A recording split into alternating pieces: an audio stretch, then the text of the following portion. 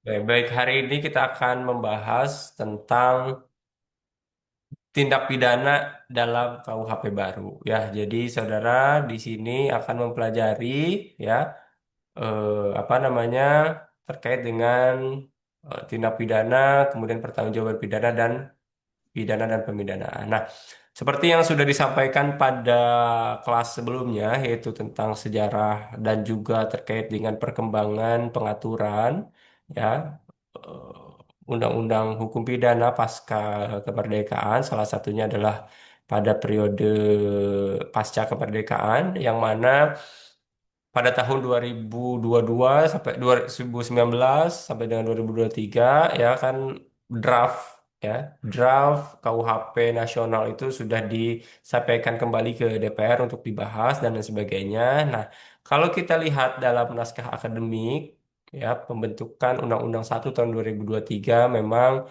di situ ada hal yang sangat fundamental ya, yaitu terkait dengan trias hukum pidana ya. Nah, trias hukum pidana ini merupakan salah satu hal yang atau pembahasan yang fundamental dalam mempelajari hukum pidana nasional yang baru. Kenapa? Karena memang telah terjadi perubahan yang menyeluruh sistematis ya dalam KUHP nasional kita, terutama menyangkut tiga hal ini. Yang pertama tindak pidana, pertanggungjawaban pidana dan pemidanaan. Ya, jadi kita akan bicara tentang Criminal Act, kemudian Criminal Responsibility dan Punishment, dan juga tindakan tentunya nanti ya. Nah, tiga hal ini secara fundamental berubah, secara fundamental juga secara keseluruhan ya, secara sistematis juga berubah ya dibandingkan dengan Undang-Undang 1 tahun 46 begitu ya. Nah, hal ini tidak terlepas dari pemahaman atau aliran ya dalam hukum pidana yang kita kenal ada aliran monistis dan ada aliran dualistis. Masih ingat nggak kira-kira aliran monistis dan dualistis? Retno?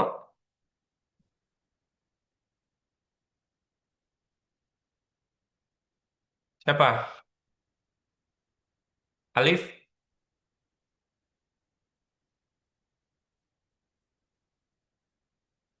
Apa aliran monistis dan dualistis atau dualisme?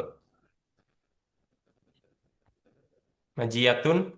Eh, izin Pak, Ya, Alif, silakan. kalau aliran monistis itu definisinya pandangan yang melihat perbuatan pidana dan pertanggungjawaban pidana sebagai satu kesatuan yang utuh. Ya, kalau dualistis? Kalau dualistis, pandangan yang memisahkan antara perbuatan pidana dan pertanggungjawaban pidana. Oke ya, jadi aliran monistis, ya betul, dia itu tidak memisahkan. Ya, dalam hal tindak pidana dia tidak memisahkan antara apa? Antara perbuatan atau criminal act dengan pertanggungjawaban atau criminal responsibility. Ya, dalam rumusan tindak pidana itu juga sekaligus ya tercakup apa? Unsur perbuatan dan unsur kesalahan atau pertanggungjawaban. Ini monistis. Kalau dualistis, dia membedakan atau memisahkan ya secara tegas antara perbuatan pidana dan pertanggungjawaban pidana. Ya, sehingga dalam rumusannya ya itu hanya mencantumkan unsur perbuatan. Jadi tanpa ada unsur kesalahan atau unsur pertanggungjawaban. Oke, ya, paham ya? Oke. Nah, kalau kita lihat ya definisi tindak pidana, coba Liv, baca Liv, yang Simon.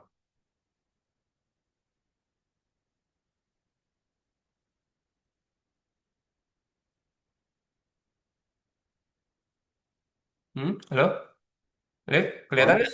kelakuan yang diancam dengan pidana yang bersifat melawan hukum yang berhubungan dengan kesalahan dan dilakukan oleh orang yang mampu bertanggung jawab. Oke, Van Ini Hemel. dibaca semua ya, Pak. Ya, Van Hemel. Lanjut.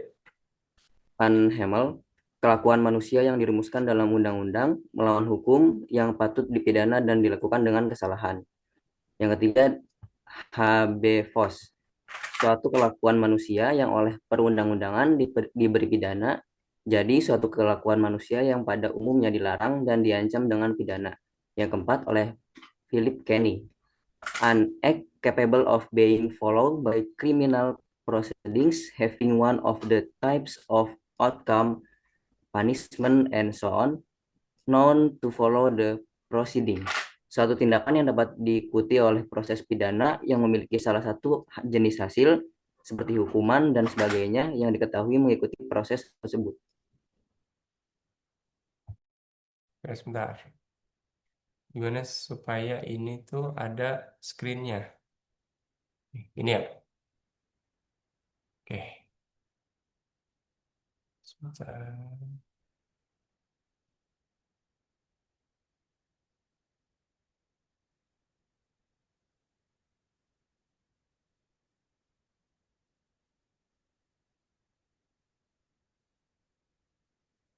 Oke. Ya, oke, baik.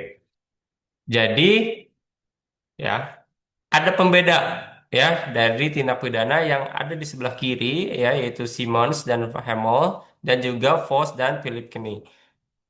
Ya, apa bedanya? Dari yang tahu?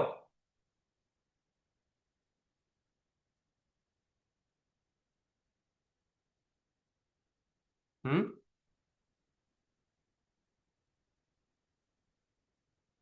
Ayo,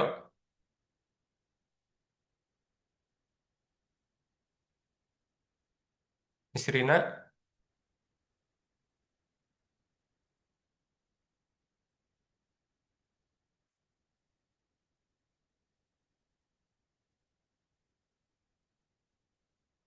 Oke, jadi yang sebelah kiri itu adalah para ahli yang berpandangan apa? Liv.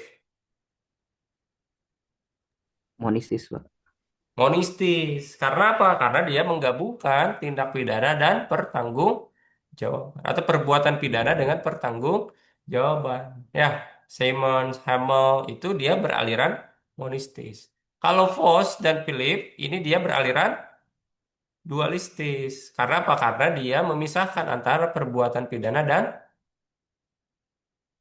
apa?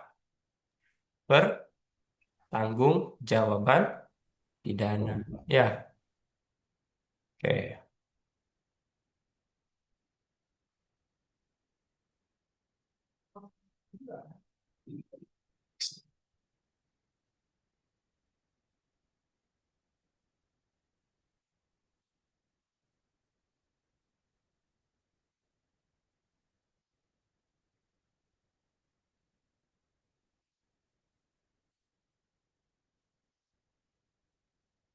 Oke.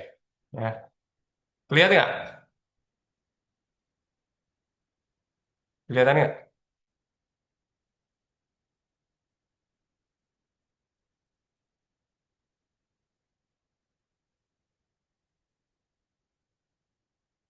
Halo? Terlihat, Pak. Terlihat.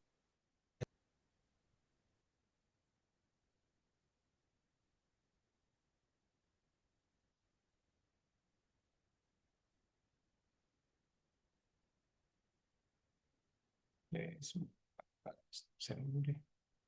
Bingung saya. Sebentar.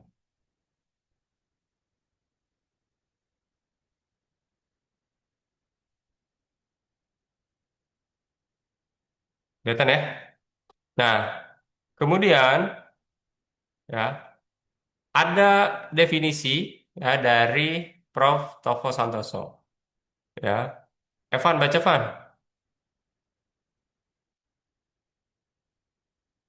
Oke, tindak pidana menurut Prof. Toko Santoso, tindakan adalah perbuatan atau rangkaian perbuatan atau tidak melakukan perbuatan dari manusia atau korporasi yang bersifat melawan hukum yang dapat dilakukan dalam keadaan tertentu dan disertai tertentu yang rangkaian perbuatan atau tidak dan itu diancam dengan pidana dan atau tindakan dalam peraturan perundang-undangan.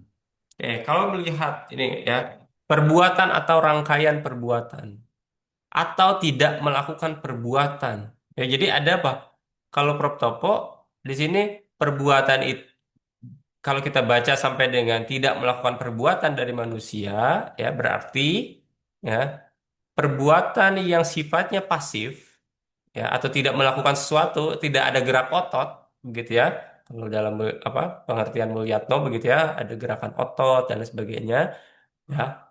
Maka Prof Topo ini menggabungkan keduanya. Jadi ada gerakan aktif dan gerakan pasif atau berbuat sesuatu dan tidak berbuat sesuatu ya yang diharuskan dan yang dilarang oleh undang-undang. Ketika itu dilakukan, maka termasuk dalam suatu tindak pidana. Ya. Kemudian ya, di sini tidak hanya manusia tapi korporasi. Ini menunjukkan apa? Menunjukkan bahwa ya, Prof Topo menunjukkan bahwa tindak pidana ya, subjek tindak pidana atau subjek hukum pidana itu ternyata dia tidak hanya manusia saja, tetapi juga memiliki perkembangan atau apa terjadi perkembangan itu korporasi atau corporate. Ya, korporasi itu juga menjadi subjek tindak pidana. Perbuatan yang bagaimana? Ya, yang bersifat melawan hukum. Ya, yang dapat dilakukan dalam keadaan tertentu atau disertai akibat tertentu. Ya, jadi dalam rumusan pasal itu ada yang menitik beratkan pada ya keadaan tertentu, misalkan hilangnya barang, itu kan keadaan tertentu, ya. Kemudian apa namanya eh, ter, ter tercemarnya nama seseorang, itu kan keadaan tertentu. Ada juga yang berakibat pada hal tertentu. Apa akibat tertentu itu? Misalkan, ya, berakibat atau apa? Berakibat hilangnya nyawa orang lain. Ya, kemudian apa lagi? Misalkan berakibat pada luka berat, yang berakibat luka ringan, pengeroyokan yang dilakukan, misalnya atau penganiayaan yang dilakukan berakibat pada luka berat, luka ringan, ya, atau meninggal dunia. Atau misalkan kecelakaan yang berakibat pada meninggalnya seseorang dan lain sebagainya. Ya, jadi ada dua tuh. Bisa keadaan tertentu, ya, atau bisa akibat tertentu yang dilarang.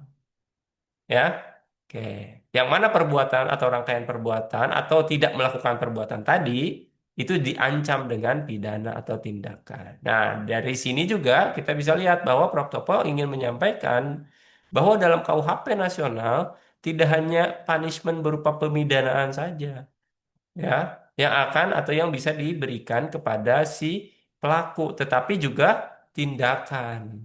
Ya, nanti kita lihat tindakan tuh terdiri dari apa saja, ya. Oke, paham sampai sini? Jadi tindak pidana itu adalah perbuatan atau rangkaian perbuatan yang aktif dan perbuatan atau rangkaian perbuatan yang pasif ya, yang bersifat melawan hukum, ya, yang berakibat pada suatu keadaan tertentu atau yang dilakukan dalam keadaan tertentu dan atau mengakibatkan hal tertentu yang mana perbuatan yang aktif dan pasif tadi atau yang berbuat dan tidak berbuat tadi itu diancam dengan pidana dan atau tindakan dalam peraturan perundang-undangan. Ya, paham ya? Ini pengertian menurut Prof. Topo Santoso. Bagaimana pengertian dalam KUHP nasional? Ya, dalam KUHP nasional kita lihat ya, dalam pasal 12 di situ sudah jelas. Nah, kalau dulu di Undang-Undang 1 tahun 2000 1 tahun 1964 itu tidak ada definisi mengenai apa itu tindak pidana.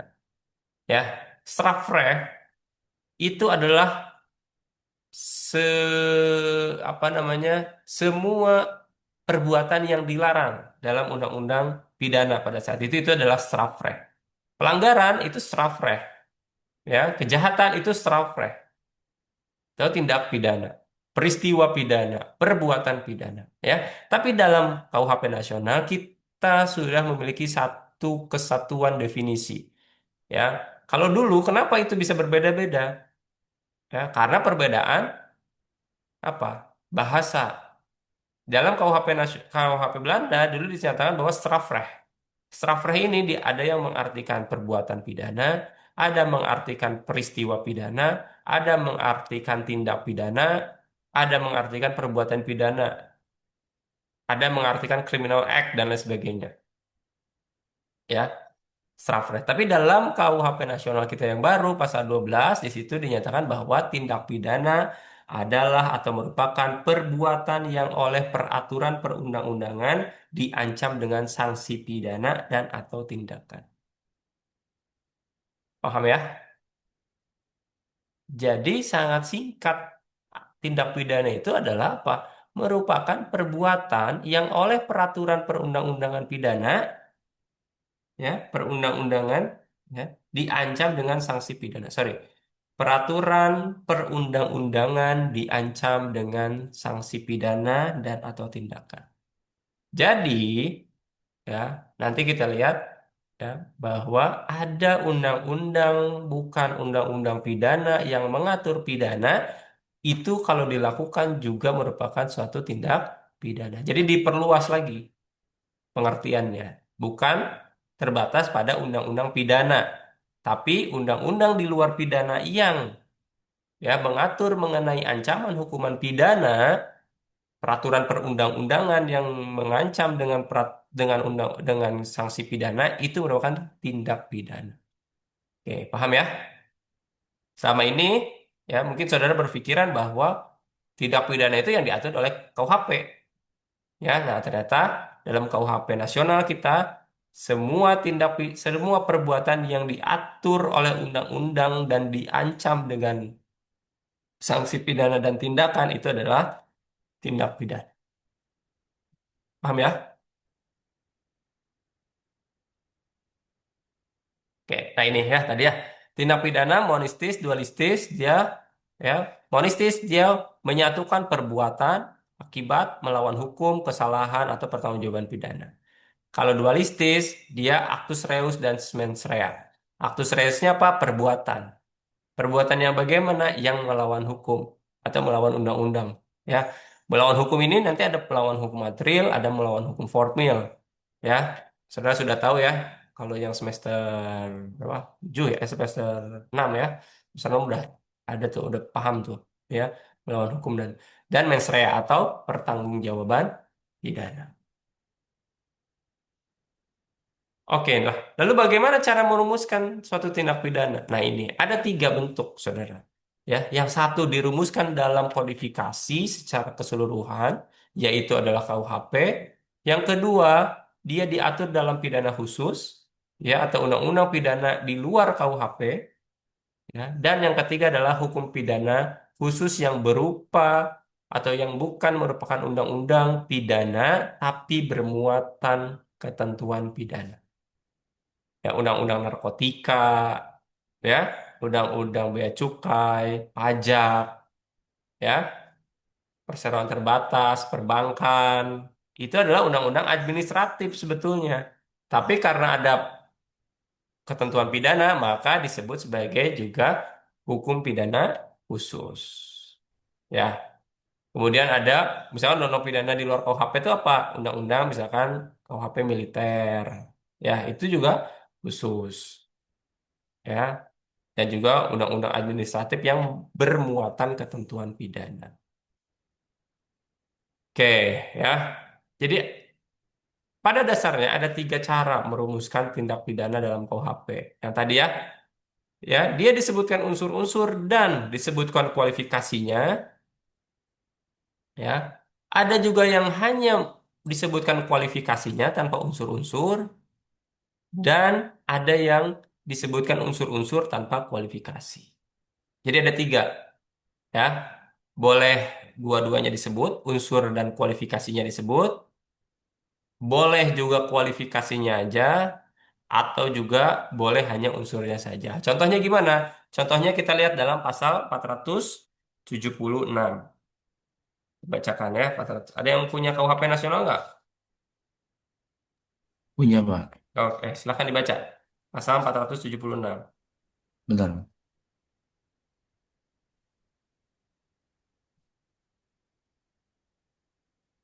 Pasal 476, setiap orang yang mengambil suatu barang yang sebagian atau seluruhnya milik orang lain dengan maksud untuk dimiliki secara melawan hukum dipidana karena pencurian dengan pidana penjara paling lama 5 tahun atau pidana denda paling banyak kategori 5, Pak.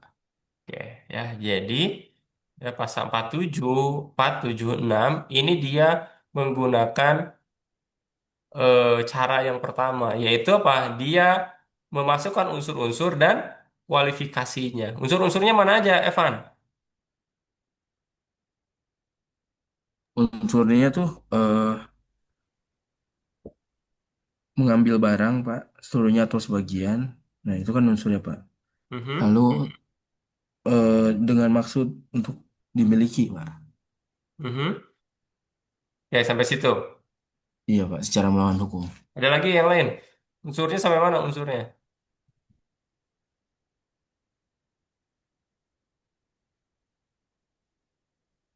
Unsurnya itu mulai dari setiap orang. Setiap orang. Ya, Oh, setiap orang ya dia mengambil sesuatu. Sesuatu apa? Barang ya milik orang lain ya, baik itu seluruhnya atau sebagian ya dengan apa? Melawan hukum ya, untuk dimiliki sendiri dengan apa? Melawan hukum ya, secara melawan hukum.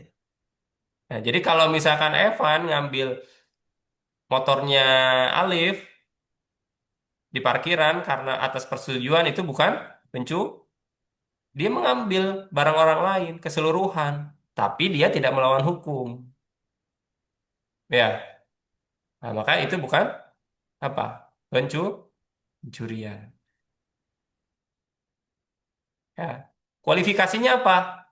Kualifikasinya adalah apa perbuatan tadi itu? Rangkaian tadi itu atau unsur-unsur tadi itu apa? Dikualifikasikan sebagai bentuk pencurian. Jadi sudah dilimitasi. Kalau ada orang yang seperti itu, berarti itu dia pencurian, bukan penggelapan, ya, bukan penipuan dan lain sebagainya. Itu pencurian. Itu contoh ya, ya disebutkan unsur-unsurnya dan disebutkan kualifikasinya. Kemudian sekarang yang kedua, kualifikasinya disebutkan, tapi unsur-unsurnya tidak disebutkan. Pasal 463. Baca, Pan.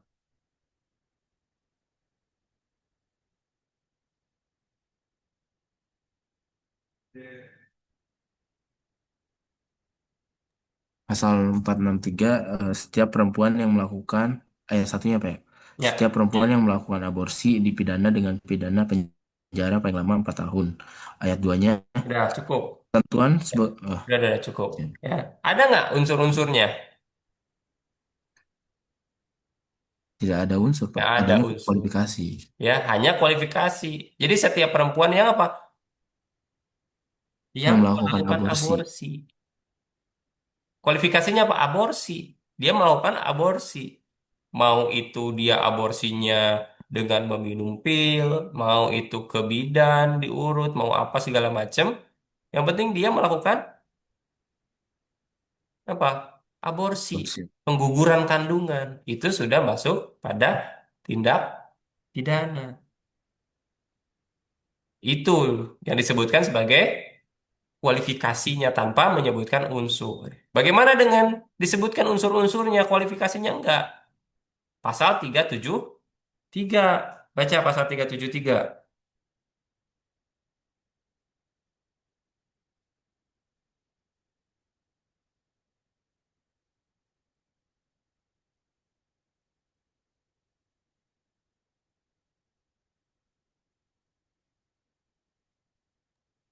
Ini pasal Ayat tiga satu. ratus tujuh puluh Ya, tiga ayat ayat satu. 1. Setiap orang yang berdasarkan ketentuan peraturan perundang-undangan harus memberikan keterangan di atas sumpah atau keterangan tersebut menimbulkan akibat hukum. Memberikan keterangan palsu di atas sumpah, baik dengan lisan maupun tulisan yang dilakukan sendiri atau oleh kuasanya yang khusus ditunjuk untuk itu, dipidana dengan pidana penjara paling lama 7 tahun. Oke, ya. Apa? Unsurnya apa? Unsurnya itu adalah Pertama, ya setiap orang ya, Pak, setiap orang Yang kedua, berdasarkan ketentuan peraturan perundang-undangan. Yang ketiganya, memberikan keterangan di atas sumpah atau keterangan tersebut menimbulkan akibat hukum, memberikan keterangan palsu di atas sumpah. Yang keempatnya, baik dengan lisan maupun tulisan. Dan yang kelimanya itu yang dilakukan sendiri atau oleh kuasanya yang khusus ditunjuk untuk itu. Oke, ya. Jadi setiap orang ya yang dia seharusnya di atas sumpah, ya, dia itu di atas sumpah itu memberikan keterangan palsu. Nah, itu unsurnya. Baik itu lisan maupun tulisan atau secara langsung oleh dirinya sendiri atau yang dikuasakan. Ya, itu nggak boleh melakukan atau setiap orang yang seperti itu tidak boleh melakukan apa memberikan keterangan palsu. Kualifikasinya ada nggak? Nggak ada. Ya, misalkan dikualifikasikan sebagai kebohongan, kan nggak ya? Kualifikasi sebagai penipuan tidak, ya. Tapi dia hanya menyebutkan unsurnya. Kalau saudara melakukan itu, ya, saudara melakukan tindak pidana. Ketika saudara di bawah sumpah yang seharusnya di bawah apa? Ketika saudara berdasarkan ketentuan perundang-undangan itu di bawah sumpah, kemudian diminta kesaksiannya itu berbohong, palsu, mau itu secara lisan atau tulisan misalkan, ya. Miss Rina ini dokter. Dokter itu harus memberikan keterangan yang betul karena apa? Karena di bawah sumpah, ya kan? Kemudian dia ya membuat visum et repertum. Visum et repertum yang palsu. Itu kan secara tertulis tuh, ya. Itu merupakan suatu tindak pidana. Paham sampai sini? Nah, oke ya. Oke, jadi ada tiga cara ya untuk merumuskan suatu tindak pidana. Yang pertama adalah dia unsurnya dan kualifikasinya itu disebutkan. Yang kedua itu hanya kualifikasinya saja disebutkan. Dan yang ketiga hanya unsur-unsurnya saja yang disebutkan. Oke, ya. Oke. Saya mau kembali ke pasal 12. Coba lihat, Evan, pasal 12 ayat 2.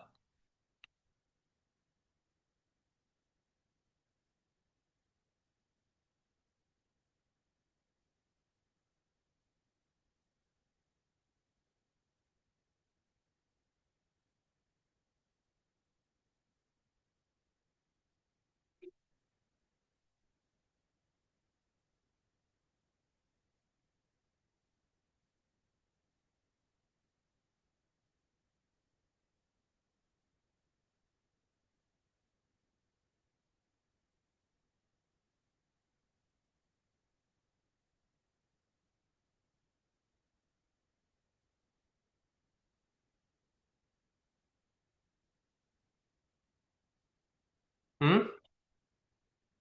Ayo, baca apaan? Pasal 2-nya, pasal ayat 2-nya apaan? 12 pasal, 2, pasal 12 ayat 2. Tanggal 12 ayat 2 untuk dinyatakan sebagai tindak pidana suatu perbuatan yang diancam dengan sanksi pidana dan atau tindakan oleh peraturan perundang-undangan harus bersifat melawan hukum atau bertentangan dengan hukum yang hidup dalam masyarakat. Oke, ya. Jadi, tindak pidana itu adalah suatu perbuatan yang diancam dengan sanksi pidana, ya, yang harus bersifat, ya, dia harus bersifat melawan melawan hukum atau bertentangan dengan hukum yang hidup dalam masyarakat. Ini artinya apa? Artinya sifat melawan hukum yang umum, ya. Pokoknya dia apa namanya? Bersifat melawan hukum dan bertentangan dengan hukum yang hidup dalam masyarakat, ya. Jadi yang kemudian itu akan nyambung dengan pasal 1 ayat 2.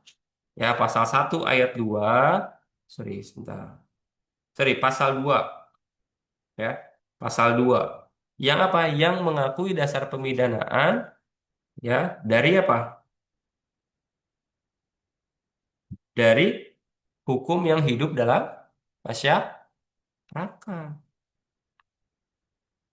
Ya, nah, menurut kalian nih, ya, dari hasil pembahasan tadi, ya, kita bicara monistis, dualistis, ya, kemudian kita bicara tindak pidana, ya. Kemudian kita cara penyusunan tindak pidananya, ya. Sebetulnya undang-undang kita, undang-undang KUHP kita itu lebih condong ke mana? Atau dasar dasar pemikirannya mana? Monistis kah atau dualistis kah? Evan atau siapa? Siva.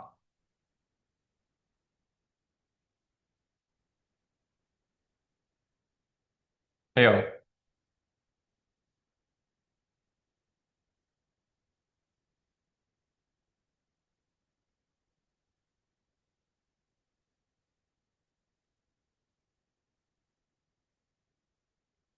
Hmm? Dari definisi-definisi tadi sih, eh, dari pasal-pasal yang contohnya apa ya? Kayaknya tuh lebih kepada apa namanya? Monisti yang dipisah itu Pak, dualisme ya, antara aktus serius dan mesranya dipisah gitu Pak. Dualistis apa monistis? Undang-undang kita ya. Dualistis atau Itu monistis? dualistis Pak. Dualistis. Monistis atau dualistis? Dualistis ya Pak, yang dipisah Hah? itu antara aktus serius dan mensrea. Apa, Pan? Antara aktus serius dan mensreanya dipisah jadi Bisa jadi dua dualistis Pak. dualistis. Jadi Dualistis. kita, KUHP kita menganut ajaran dua dualistis. Karena apa? Karena tadi membedakan antara perbuatan, ya, actus reus dengan, ya, actus reus dan mens rea dengan pertanggungjawaban pidana atau kesalahan. Ya, oke. Lalu sekarang, siapa saja yang menjadi subjek, ya, tindak pidana? Yang pertama, itu ada manusia atau natural person. Kenapa? Karena kalau kita lihat semua pengaturan, ya, dalam kitab undang hukum pidana, ya, itu adalah setiap orang atau barang siapa, ya, setiap orang atau barang siapa, gitu ya. Kemudian kalau kita lihat dari sisi pemidanaan, ya, itu ada hukuman mati, hukuman penjara, kurungan. Sorry, kurungan ini sebetulnya udah nggak ada ya di KUHP yang baru ya. Ini kalau kita lihat di KUHP yang lama, ya, pasal 10 KUHP itu masih ada kurungan. Ya, siapa yang dipidana mati? Ya, orang. Siapa yang dipenjara? Pasti orang, karena korporasi, perusahaan tidak mungkin dipenjara. Perusahaan tidak mungkin dikurung, ya kan? Nah, hukum pidana disandarkan pada kesalahan orang. Ya, kesalahan orang. Bukan kesalahan benda. Bukan kesalahan objek selain atau objek selain orang atau subjek selain orang. Oke, paham ya? Negara misalnya, negara kan subjek sebetulnya. Ya, tapi dalam hukum pidana negara tidak menjadi subjek hukum pidana nasional. Kemudian korporasi. Ya, dalam Undang-Undang Tindak Pidana Ekonomi, Pemberantasan Tindak Pidana Korupsi, Pencucian Uang, ya, Pemberantasan Terorisme, ini mengatur mengenai korporasi. Ya. Korporasi itu apa? Korporasi itu badan hukum, kemudian bukan badan hukum, yayasan, ya, badan usaha, badan publik. Kalau kita lihat dalam KUHP nasional pasal 145 itu sudah dilimitasi sebetulnya atau sudah dijelaskan secara gamblang gitu ya. Apa sih yang disebut dengan korporasi? Ya. Pasal 145 misal. Setiap orang itu siapa? Setiap orang itu adalah perseorangan atau individu atau termasuk korporasi.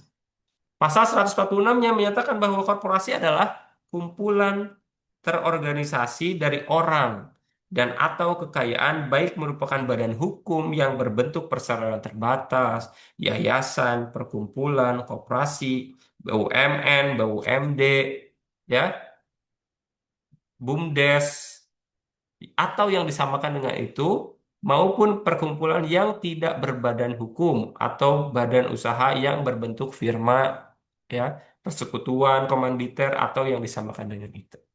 Jadi sudah jelas, sudah dilimitasi dalam pasal 145, 146. Ya, apa yang dimaksud dengan korporasi? Nah, inilah menjadi subjek tindak pidana dalam KUHP nasional yang baru. Ya, kemudian kita bicara masalah unsur-unsur tindak pidana.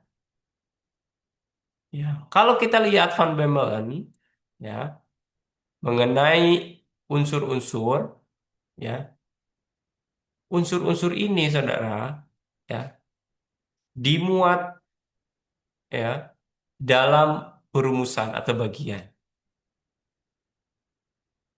Kemudian juga dimuat dalam surat dakwaan, ya. Jadi unsur-unsur tindak pidana ini, ya, ada yang dimuat dalam perumusan menurut Van Bemmelen, ada yang dimuat dalam surat dakwaan, ya, dan ada juga di luar perumusan. Semua syarat yang dimuat dalam rumusan delik yang merupakan bagian-bagian sebanyak itu pula yang apabila dipenuhi membuat tingkah laku menjadi tindakan yang melawan hukum. Tadi, ya, udah jelas tuh, ya, pasal 47 berapa? 6, ya, 476 tentang pencurian. Itu kan sudah jelas tuh, ya, unsur-unsurnya. Pasal 476,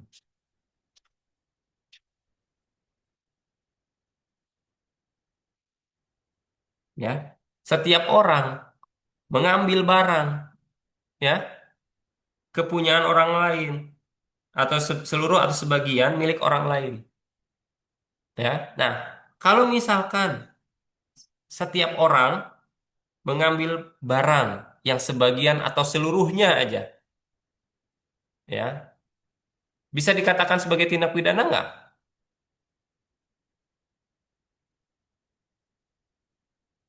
Saya ambil barang, tapi tidak diketahui itu barang siapa, punya kepunyaan siapa. Misalkan nih, ya, di depan saya sekarang ada kalkulator. Saya mengambil kalkulator. Ini tindak pidana bukan? Belum bisa dikatakan tindak Belum pidana. bisa. Ya, misalkan kalkulator ini punya Alif. Ya, saya sebagai seseorang, ya, atau setiap orang yang mengambil barang keseluruhan milik orang lain. Misalkan ini punya Alif nih, milik orang lain. Saya ambil. Sudah bisa dikatakan tindak pidana belum? Belum, Pak. Belum. Ya, kenapa? Nggak ada maksud. Kecuali Bapak ada maksud gitu. Oke, dengan maksud apa? Maksud untuk dimiliki secara melawan hukum. Oke, ya. Saya nggak ada maksud untuk memiliki, atau saya ada maksud memiliki. Gimana kalau saya punya maksud memiliki? Saya ngambil dari Alif, punya maksud memiliki. Nah, itu ada mens rea-nya, Pak. Itu berarti masuk pada tindak pidana. Oke, gimana yang lain? Sudah masuk tindak pidana belum? Mis. Oke, gimana, Alif? Kalau untuk dimaksud untuk memiliki ya Pak, Hmm, belum tentu sih Pak. belum Soalnya tentu. bisa aja kan Mhm. eh, Bapak mau memilikinya dengan cara membeli ke saya gitu. Kecuali Hmm, kalau udah ada secara melawan hukum Pak baru. oke, ya. Jadi kalau misalkan saya gini, Lip, ini saya bawa ya, buat saya. Terus kata Alif, boleh. Nggak ada jual beli pun, kalau kata Alif boleh, saya melanggar nggak? Mencuri nggak? Enggak, Pak. Tidak. Tapi kalau melawan hukum, ya, saya ambil, misalnya gitu ya, Alif tidak tahu, ya kan? Tidak ada perkataan saya ke Alif, misal begitu ya. Intinya saya ambil begitu saja, ya. Nah, itu sudah masuk pada unsur terakhir tuh, unsur melawan hukum. Jadi, apa yang dimaksud oleh Van Bemmelen tindak pidana itu adalah perumusan dalam bagian yang keseluruhannya itu harus dipenuhi, ya maka harus dipenuhi secara keseluruhan. Ya, ya, setiap orangnya sudah terpenuhi. Saya orang, ya. Kemudian mengambil barang milik orang lain atau mengambil barang sebagian atau seluruhnya milik orang lain sudah terpenuhi tadi punya alif. Ya, dengan maksud dimiliki sudah ada. Saya punya maksud mau memiliki kalkulator tadi. Tapi yang terakhir melawan hukumnya enggak, karena saya izin atau saya meminta. Lip ini buat saya ya. Bah,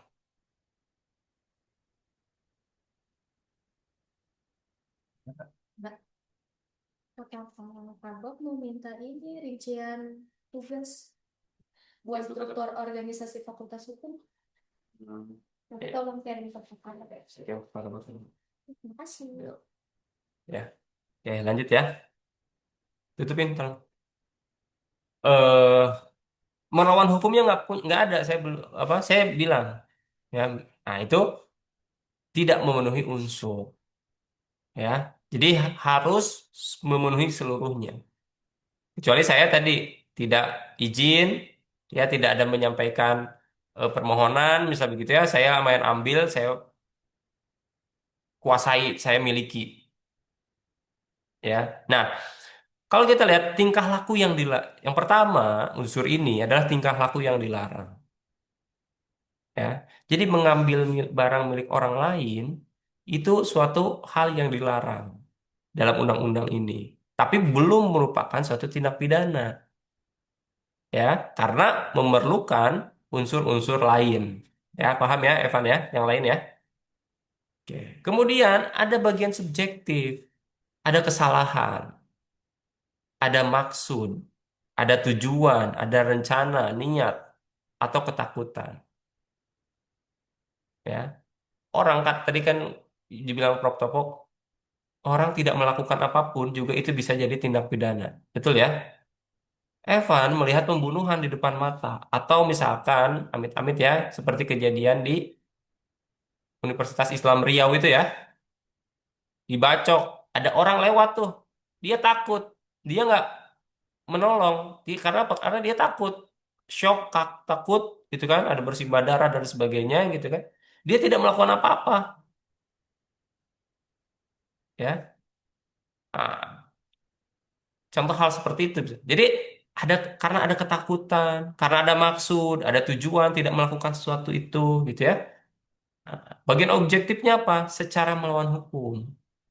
Ya, kausalitas bagian-bagian lain yang menentukan dapat dikenakan pidana atau syarat tambahan keadaan lain tadi ya, saya mengambil barang milik orang lain, kalkulator milik orang lain untuk dimiliki, itu sudah syarat objektifnya apa ya, secara melawan hukum enggak, saya enggak melawan hukum, saya bilang nah, tapi kalau saya melawan hukum maka itu kena, ya. Tuh, jadi dan bagian yang mempertinggi dapat dikenakan pidana. Kemudian, ya, syarat dapat dipidananya itu adalah ini ini unsur yang menurut Van Bemmelen itu unsur yang ada di luar tadi, ya, di luar apa? Perumusan pasal. Ya, karena Van Bemmelen ini dia apa? Ada menentukan bahwa tindak pidana itu ada unsur yang dia masuk pada bagian pasal, ada masuk atau ada yang di luar perumusannya. Ya, syarat dapat dipidananya itu satu, dia melawan hukum. Kemudian dapat dipersalahkan dan dapat dipertanggungjawabkan. Baru orang bisa dipidana. Paham nggak? Ya. Jadi menurut Van Bemmelen, ya, tindak pidana yang tadi di dalam perumusan kalau dipenuhi itu sudah memenuhi tindak pidana. Tapi belum tentu dia dipidana. Kenapa? Karena Van Bemmelen menyatakan bahwa harus ada unsur-unsur lain selain hanya tindak pidana saja. untuk dapat dipidananya seseorang. Harus dilihat ada nggak melawan hukum, bisa nggak dia dipersalahkan, ya, dan dapat dipertanggungjawabkan. Contoh, ya, contoh nih, Van. Saya anak kecil, misalnya saya itu belum dewasa, masih 5 tahun, ya. Saya ngambil barang,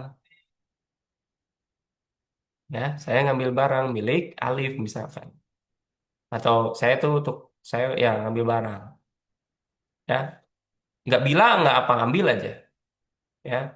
Itu tindak pidana bukan?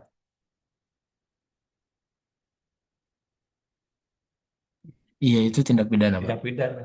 Tapi saya belum bisa dipertanggungjawabkan, Menjawabkan. ya. Jadi saya belum bisa dipidana atau saya tidak bisa dipidana. Iya, perbuatan yang saya lakukan adalah tindak pidana, ya. Tapi belum tentu dipidana. Nah, itu beda dengan apa namanya monistis. Pokoknya mau itu dipertanggungjawabkan atau tidak, dia melakukan tindak pidana. Oke, paham ya? Oke, ini ya. Jadi unsur dalam perumusan dan unsur di luar perumusan. Ya, unsur objektif ada perbuatan ya melawan hukum, ya kemudian ada syarat tambahan, terus keadaan. Terus ada unsur subjektif, ada kesalahan, kesengajaan, kealpaan, keadaan. Kealpaan ya, keadaan itu misalkan apa? Keadaan dia sedang terguncang, gitu ya. Kemudian keadaan-keadaan yang bersifat apa? Tadi melawan hukum, gitu ya. Dan syarat tambahan untuk pemidanaan. Oke. Contoh unsur dalam rumusan tindak pidana tadi ya. Pasal 476 ya pencurian. Setiap orang mengambil suatu barang ya barangnya itu milik orang lain sebagian atau seluruhnya dengan maksud untuk dimiliki secara melawan hukum. Ya, ini unsur.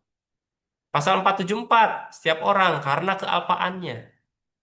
Ya, kalau tadi itu sengaja dia mengambil dolus ya, sengaja. Kalau ini karena kealpaannya, dia nggak tahu atau dia salah tapi kealpaan, bukan dolus. Dia tidak menyengaja, dia tidak sengaja mengakibatkan orang lain luka. Ya, misalkan Evan lagi berkendara motor, ya, nah, tiba-tiba ya ada orang nyebrang, ya, karena Evan nggak fokus, akhirnya nabrak. Itu kan Evan tidak punya maksud untuk sengaja menabrak, tapi apa? Ada kealpaan di situ. Ya, sehingga timbul penyakit atau halangan menjalankan jabatan dan sebagainya. Nah, ini adalah unsur-unsur pidana, unsur-unsur tindak pidana. Oke, paham nggak kira-kira sampai sini unsur-unsur pidana? Paham, Pak. Paham ya? Oke. Kemudian bagaimana cara merumuskan sanksi pidana? Ya, nih. Rumusan ketentuan pidana harus menyatakan secara tegas kualifikasi pidana yang dijatuhkan. Ya, nah ini bisa bersifat kualifikasi pidana itu ya dia ada penjara, ya bentuk pemidanaan, ada penjara, ada denda, ya ada hukuman mati dan lain sebagainya. Ya, ada 3 bentuk. Ya, satu kualitatif, kumulatif, yang kedua alternatif, yang ketiga gabungan kumulatif alternatif. Cirinya apa? Cirinya kalau kumulatif itu adalah kata dan, penjara dan denda. Kalau kita lihat undang-undang narkotika misalnya, ya, penjara dan denda. Penjara minimal 6 tahun dan maksimal 15 tahun dan denda sekian miliar. Ya. Kalau alternatif apa? Tadi pasal 476, ya kan? Pidana penjara atau denda kategori berapa? Kategori 5. Oke, paham ya? Kumulatif alternatif apa misalkan?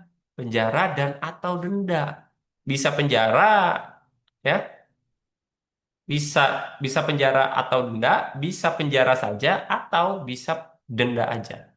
Jadi ada tiga kemungkinan, ya, bisa penjara dan denda, bisa penjara aja, bisa denda saja yang dijatuhkan nanti. Ya, paham ya? Oke, ini adalah seni pembentukan apa namanya perumusan sanksi pidana. Oke, tindak pidana pembagian delik. Ini ya mungkin ini juga sudah ada ya, sudah paham saudara ya. Nah, di KUHP ya, sebentar. Halo, Mak.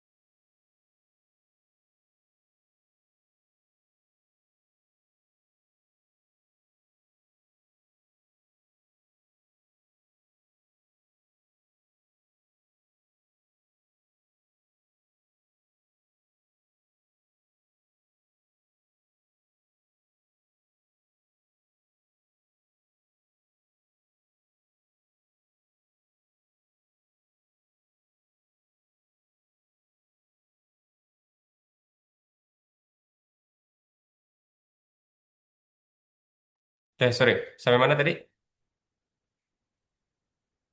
Oh ya, oke. Delik ya. Nah, saudara, delik ya di dalam KUHP baru itu tidak ada delik kejahatan dan delik pelanggaran. Karena apa? Karena kita tidak ada lagi buku tiga, yaitu buku tentang pelanggaran. Ya, semuanya sudah dikualifikasi atau sudah dimasukkan pada bab tentang tentang tindak pidana. Ya, jadi tidak ada lagi pembeda antara kejahatan dan apa namanya pelanggaran dalam KUHP tahun 2023. Ya, jadi buku satu itu tentang aturan umum, kemudian buku dua itu tentang tindak pidana. Jadi tidak ada lagi buku satu, buku dua, buku tiga dalam KUHP lama, yaitu ya buku satu kejahatan, buku dua tentang pelanggaran. Itu sudah tidak ada lagi. Ya. Nah, pembagian delik ini ya, ini didasarkan pada kepentingan yang hendak dilindungi. Saudara nanti bisa lihat di dalam bab pada buku 2. Di situ ada bab tentang apa namanya kejahatan terhadap atau tindak pidana terhadap keamanan negara. Ya, kemudian tindak pidana terhadap martabat presiden, tindak pidana terhadap negara sahabat, tindak pidana terhadap ketertiban umum, tindak pidana terhadap proses peradilan dan lain sebagainya. Sekarang deliknya itu. Ya, tapi di dalam doktrin memang ya kita masih mengenal ada delik material, delik formil. Ya, masih ingat kan? Material formil, Pasti, Pak. oke. Delik komisi, delik omisi, ya. Nah, dolus, culpa biasa, aduan, ya, delik yang berdiri sendiri dan delik berlanjut, delik selesai dan delik yang tidak apa yang diteruskan, delik tunggal, ya, delik sederhana, delik berkualifikasi, ya, delik politik dan delik umum, propia dan delik umum, ya, komun atau delik umum, ya, tuh, ya. Ini udah saya nggak harus inilah ya satu-satu. Tapi anak internasional ada ya, anak semester 2 ada ya. Semester 2 ada? Ada, Pak. Ada, Kak. Ada ya. Oke, Ada, Pak. ya sedikit ya. Jadi delik material, delik formil itu misalkan delik material itu adalah delik yang menitik beratkan pada akibat. Ya, misalkan tadi mengakibatkan matinya orang lain. Ya, itu adalah delik material. Ya. Kemudian delik formil itu menitik beratkan pada perilaku yang dilarang. Contohnya apa? Pencurian tadi. Ya dia nggak punya akibat. Mau itu barangnya jadi rusak, mau itu barangnya jadi apa lebih baik lagi, lebih bagus, misalnya gitu ya. Itu nggak ada urusan. Tapi yang penting adalah kalau ada orang yang mengambil barang milik orang lain sebagian atau seluruhnya melawan hukum untuk apa dengan maksud untuk dimiliki itu sudah masuk pada kategori pencurian. Itu delik formil. Delik komisi dan delik omisi. Ya, delik yang aktif dan delik yang pasif. Ada perbuatan yang dia lakukan, ya, ada perbuatan yang dia diam saja, misalnya gitu ya. Tuh. Ada dolus, ada culpa. Delik dolus itu adalah delik dengan kesengajaan. Ya, tadi. Ya, sengaja untuk apa? Untuk memiliki atau sengaja dengan maksud tadi ya, dengan maksud untuk dimiliki. Itu dolus. Kalau culpa tadi, kealpaan yang mengakibatkan pasal 474 ya. Kealpaan yang mengakibatkan orang lain luka berat misalnya. Delik biasa dan delik aduan ya. Delik biasa itu misalkan apa? Pencurian ya. Kemudian penganiayaan itu delik biasa. Maksudnya apa? Maksudnya adalah delik-delik yang dia itu diproses tanpa harus ada pengaduan dari korban. Ya, misalkan Evan dibacok, misal begitu ya, oleh si X. Evan tuh nggak harus laporan untuk ditindaklanjutin, nggak harus laporan, ya. Tapi polisi bisa langsung, ya, memproses, ya, penyelidikan dan lain sebagainya. Jadi tanpa ada aduan. Nah, biasanya ini berdasarkan atas laporan. Kalau polisinya, misalkan ya, tidak dalam kondisi tangkap tangan. Tapi kalau kondisi tangkap tangan biasanya bisa langsung. Kalau aduan, dia harus dia bisa diproses orang kalau ada orang yang mengadu. Contohnya misalkan kalau kita lihat dalam KUHP nasional itu adalah perzinahan, ya, orang tua, istri atau suami dan atau anak. Kohabitasi juga sama, seperti itu. Orang tua, ya, kemudian anak, misalnya, gitu. Itu delik aduan, ya.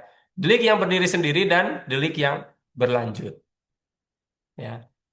Apakah pencuriannya itu misalkan hanya 476 saja atau ada pencurian dengan pemberatan? Pemberatannya apa? Misalkan melakukan penganiayaan, pencurian yang dilakukan dengan penganiayaan, misalnya begitu ya, dan lain sebagainya, dan sebagainya. Ada delik selesai, ada delik yang diteruskan, ya. Jadi misalkan kalau yang sekarang itu ada persiapan, ada permufakatan jahat, itu kan masuk pada delik tuh sekarang. Ya, delik tunggal atau delik berangkai sama ini ya. Apakah dia deliknya itu satu atau ya, misalkan dia ini berangkai, misalkan pembunuhan, ya, ada penyiksaan terlebih dahulu, kemudian ada pemerkosaan, ada pembunuhan, kemudian ada penganiayaan, ada pembunuhan misalnya gitu ya, dan sebagainya. Ya, ada delik yang sederhana dan berkualifikasi tadi. Ya, atau delik privilege. Ada misalkan tadi jelas tuh ya, ada yang punya kualifikasi ya. Seperti tadi yang tidak punya kualifikasi atau delik sederhana adalah setiap perempuan yang melakukan aborsi dipidana kan begitu ya. Itu kan sederhana sekali. Berbeda dengan delik yang berkualifikasi. Setiap orang yang bla bla bla bla bla ya diancam dengan pencurian, misalnya, gitu ya. Nah, delik politik dan delik umum, nah ini juga ada kayak apa namanya delik-delik yang menyangkut apa politik dan lain sebagainya. Begitu ya, yang apa internasional ya.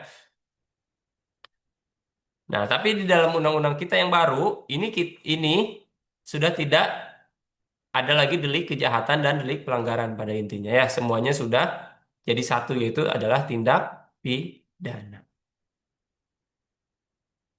Oke. Sampai sini dulu ada yang mau ditanyakan sebelum saya harus akhiri dulu ya. Ini untuk 1 jam lebih. Silakan ada yang mau ditanyakan? Cukup jelas?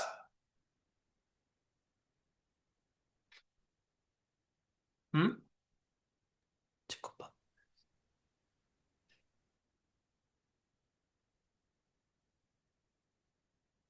Cukup jelas? Jelas ya? Jelas, Pak. Oke. Kalau jelas, mungkin kita akhiri saja untuk pertemuan hari ini. Kita ketemu lagi di minggu yang akan datang. Di minggu yang akan datang kita akan membahas tentang buku 1 KUHP Nasional. Ya, buku 1 itu mengenai apa? Mengenai aturan aturan umum.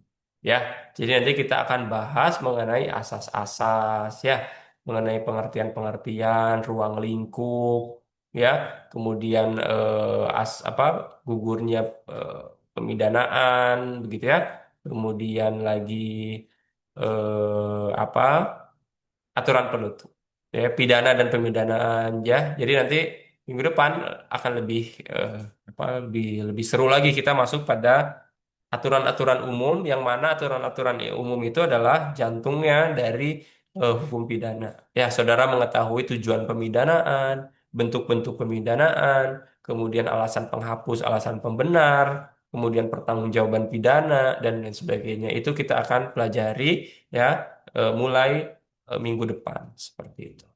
Oke? Saya akhiri kalau begitu pertemuan hari ini. Terima kasih atas kesediaan saudara melaksanakan perkuliahan secara online. Ya, mohon maaf lahir batin. Saya akhiri. Billahi taufiq wal hidayah. Wassalamualaikum warahmatullahi wabarakatuh. Waalaikumsalam warahmatullahi wabarakatuh. Waalaikumsalam warahmatullahi wabarakatuh. Terima kasih, Bapak. Waalaikumsalam warahmatullahi wabarakatuh. Terima kasih Bapak. Waalaikumsalam. Terima kasih, Pak.